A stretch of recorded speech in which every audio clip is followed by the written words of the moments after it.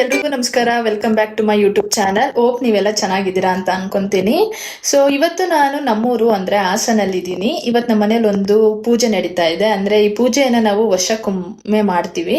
ಇದೊಂಥರ ಡಿಫ್ರೆಂಟ್ ಪೂಜೆ ಅಂತಾನೆ ಹೇಳ್ಬೋದು. ಯಾರು ಇದನ್ನ ತುಂಬಾ ಜನ ಫಾಲೋ ಮಾಡಲ್ಲ, ನಮ್ಮ ಮನೆಯಲ್ಲಿ ಮಾಡ್ತೀವಿ. ಸೊ ಅವ್ರಿಗೂ ತೋರ್ಸೋಣ ಅಂತ ಅನ್ಕೊಂಡು ಈ ವಿಡಿಯೋನ ಮಾಡ್ತಾ ಇದ್ದೀನಿ. ಬನ್ನಿ ನೋಡೋಣ ಈ ಪೂಜೆ ಹೇಗ್ ನಡೆಯುತ್ತೆ, ಯಾವ ತರ ಮಾಡ್ತೀವಿ ಅಂತ.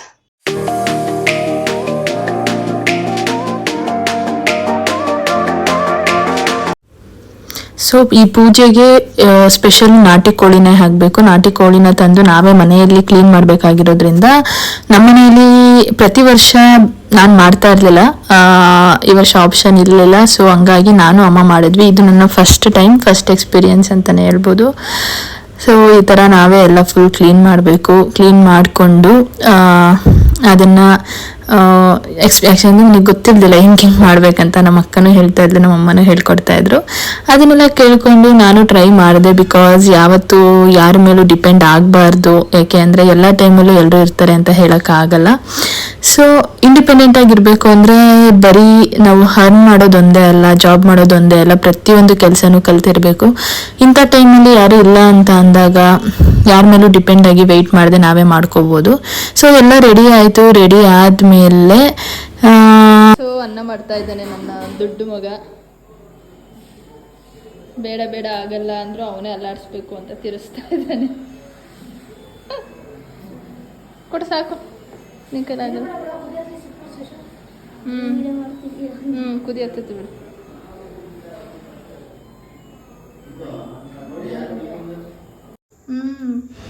ನಮ್ಮ ಅಕ್ಕ ಇಲ್ಲಿ ಸಾಂಬಾರ್ ರೆಡಿ ಮಾಡ್ತಾ ಇದ್ಲು, ಅನ್ನ ಹೊರಗಡೆ ರೆಡಿ ಆಗ್ತಾ ಇದೆ. ಇನ್ನೇನು ಆಲ್ಮೋಸ್ಟ್ ಸಾಂಬಾರ್ ಕೂಡ ರೆಡಿ ಆಯಿತು ಅಂತಾನೆ ಅನ್ಕೊಳ್ಬೋದು. ಈ ಕಡೆ ಅನ್ನ ಆಯಿತು ಅನ್ಸುತ್ತೆ. ನೋಡಿ ಅನ್ನನ ಬಸ್ಕೊಂಡ್ವಿ. ಅನ್ನ ಈ ಥರ ಬಸ್ಕೊಂಡ್ಮೇಲೆ ಅನ್ನ ಬಸ್ದಾದ್ಮೇಲೆ ನಮ್ಮ ಪಾಪ ಜೊತೆ ಸ್ವಲ್ಪ ಹೊತ್ತು ಟೈಮ್ ಸ್ಪೆಂಡ್ ಮಾಡೋಣ ಅಂತ ಕುತ್ಕೊಂಡು ಆಟ ಆಡ್ತಾ ಇದ್ದೆ ಫ್ರೀ ಟೈಮಲ್ಲಿ. ಸೊ ಅವನೆಷ್ಟು ಕ್ಯೂಟ್ ಅಂದರೆ ನಾವು ಹೆಂಗೆ ಮಾಡ್ತೀವಿ ಹಂಗೆ ಮಾಡ್ತಾನೆ. ಎಷ್ಟು ಅಂದರೆ ಒಂಥರ ಮುದ್ದು ಅಂತಲೇ ಹೇಳ್ಬೋದು. ಸಖತ್ ಕ್ಯೂಟು. ಹೇಳಿದ ಮಾತೆಲ್ಲ ಕೇಳುತ್ತೆ. ಏನು ಕೀಟ್ಲೇನೆ ಮಾಡಲ್ಲ, ಸುಮ್ಮನೆ ಆಟ ಆಡ್ತಾನೆ. ಕೂತಿದ ಕಡೆ ಕೂರಲ್ಲ. ಬಟ್ ತುಂಬ ಕ್ಯೂಟ್ ಅಂದರೆ ಮುದ್ದು. ಆಮೇಲೆ ಅನ್ನ ಸಾಂಬಾರೆಲ್ಲ ರೆಡಿ ಆಯಿತು. ಸೊ ಹಂಗಾಗಿ ನಾನು ನಮ್ಮ ಅಕ್ಕ ಇಲ್ಲಿ ಕುತ್ಕೊಂಡು ಪೂಜೆಗೆ ರೆಡಿ ಮಾಡ್ಕೋತಾ ಇದ್ವಿ. ಮುಂಚೆನೇ ದೀಪಕ್ಕೆ ಆಯಿಲ್ ಎಲ್ಲ ಹಾಕಿ ಬತ್ತಿ ಎಲ್ಲ ಹಾಕಿ ರೆಡಿ ಮಾಡಿದ್ರೆ ಅಲ್ಲಿ ತೊಗೊಂಡೋಗಿ ಡೈರೆಕ್ಟಾಗಿ ಇಡ್ಬೋದಲ್ವಾ ಅಂತ ರೆಡಿ ಮಾಡಿ ಅದಕ್ಕೆ ಕುಂಕುಮ ಎಲ್ಲ ಇಟ್ಟು ರೆಡಿ ಮಾಡಿದ್ವಿ. ನೆಕ್ಸ್ಟು ಸೈಡ್ಗೆ ಎತ್ತಿಡ್ತಾ ಇದ್ದೀನಿ. ಇಲ್ಲ ನಮ್ಮ ಪಾಪ ಯಾರಾದರೂ ಬಂದು ಮುಗಿಸ್ಬಿಡ್ತಾನೆ, ಬರ್ತಾನೆ ಸುಬ್ಬ. ಓನ್ರಿ ಅಲ್ಲೊಳಗೆ ಕುಚ್ಚಿ ಕುಚ್ಚಿ. ಹಾಯ್ ಮಾಡು, ಹಾಯ್ ಮಾಡಿ ಮಗನ. ಬಾಯ್ ಮಾಡು, ಹಾಯ್ ಮಾಡು, ಹಾಯ್ ಮಾಡು. ಮುದ್ದ ಮುದ್ದ. ತಿನ್ನಿ. ಕುಂಕುಮ ಮಾಡೋಣ ನಿಂಗೆ. ಕುಂಕುಮ ಅವನಿಗೆ ದೇವರು ಅಂದರೆ ತುಂಬ ಭಕ್ತಿ ಅಲ್ವೇನ ಮಗನ?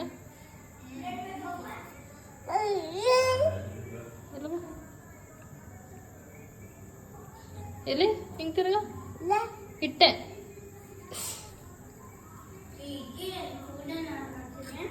ಮಾಡ್ತಾರೆ ಇನ್ನು.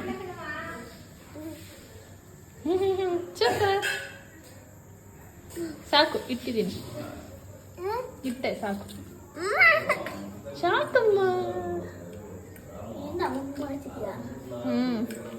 ಬನ್ನಿ ಹಿಂಗೂ ಇಡ್ಲ ಕುಂಕುಮ.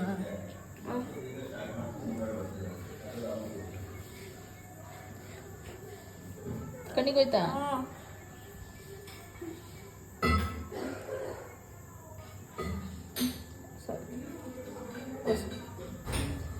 ಇದು ದೊಡ್ಡದು, ಇದು ಚಿಕ್ಕದು.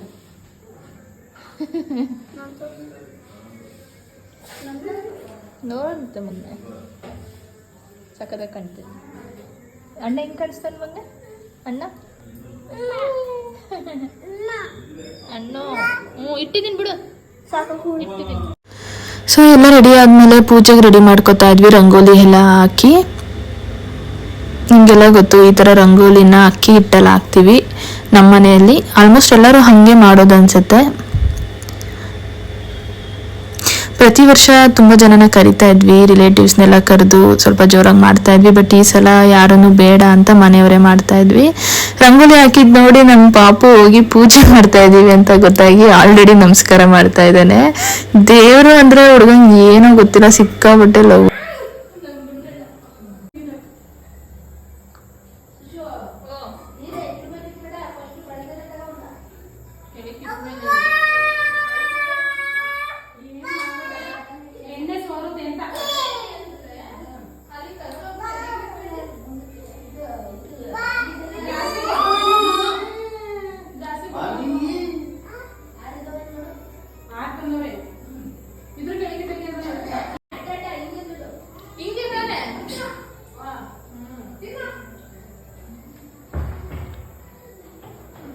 ಒಳ್ಳೆ ದೇವ್ರು,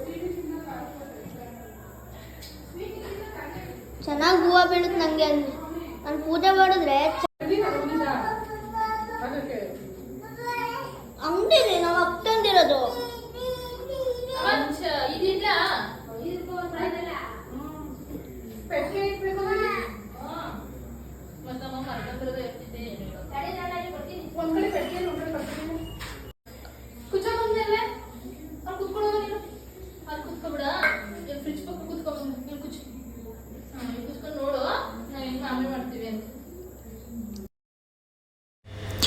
ಸೊ ಎಲ್ಲ ಪೂಜೆ ಐಟಮ್ಸ್ ಎಲ್ಲ ತಂದು ರೆಡಿ ಮಾಡ್ತಾ ಇದ್ದೆ. ನನಗೆ ಮರ್ತೋಗ್ಬಿಟ್ಟಿತ್ತು ಪೂಜೆ ಮಾಡೋದು.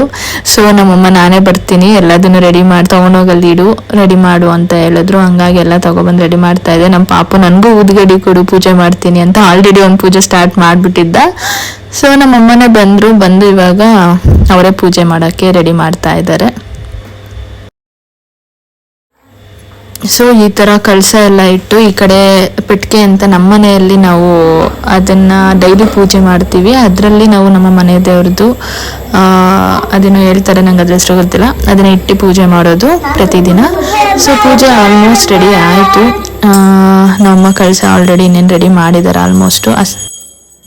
ಅಷ್ಟೊತ್ತಿಗೆ ನಮ್ಮ ಪಾಪ ಆಲ್ರೆಡಿ ಪೂಜೆ ಸ್ಟಾರ್ಟ್ ಮಾಡ್ಕೊಂಡಿದ್ದಾನೆ ಗಂಟೆ ಇಟ್ಕೊಂಡು.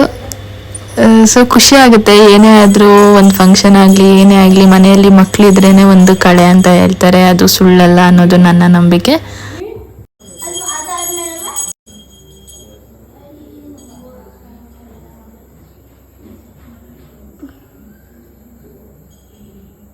ಗಂಟೆ ಬರ್ಸು ತಂದ್ಬಿಟ್ಲು.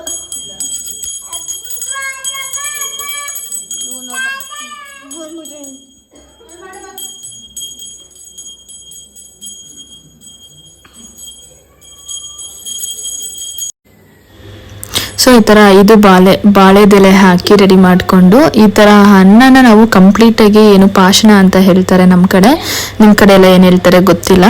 ಸೊ ಈ ಥರ ಅದನ್ನು ಫುಲ್ಲು ದೇವ್ರಿಗೆ ಫುಲ್ಲು ರೈಸ್ನ ನಾವು ಎಡೆಗೆ ಇಡ್ತೀವಿ. ಯಾವ ಥರ ಅಂತ ತೋರಿಸ್ತೀನಿ. ಸೊ ಈ ಥರ ನಾವು ಮಾಡೋದು ಪೂಜೆಯನ್ನು. ಸೊ ಅದ್ರ ಮೇಲೆ ಸಾಂಬಾರೆಲ್ಲ ಹಾಕಿ ಇಷ್ಟೇ ಪೂಜೆ. 2 ತಲೆ 2 ಕಾಲು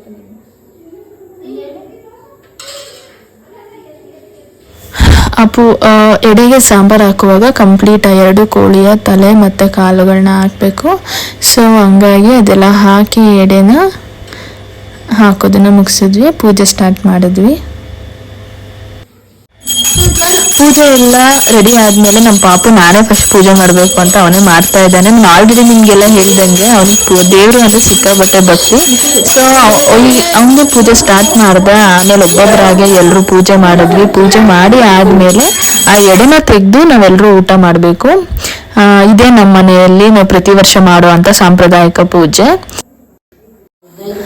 ಸೊ ಒಬ್ಬೊಬ್ರು ಎಲ್ಲ ಪೂಜೆ ಮುಗಿಸಿದ್ಮೇಲೆ ಮಹಾಮಂಗಳಾರತಿ ನೋಡಿ ನಮ್ಮ ಪಾಪು ಹಠ ಮಾಡ್ತಾ ಇದ್ದ. ಅವತ್ತು ನಮ್ಮ ಬಾವ ಗಂಧದ ಕಡ್ಡಿ ಎಲ್ಲ ಕೊಟ್ಟು ಸಮಾಧಾನ ಮಾಡಿದ್ರು, ಅವ್ನು ಸುಮ್ಮನೆ ಆಗ್ತಾ ಇರ್ಲಿಲ್ಲ.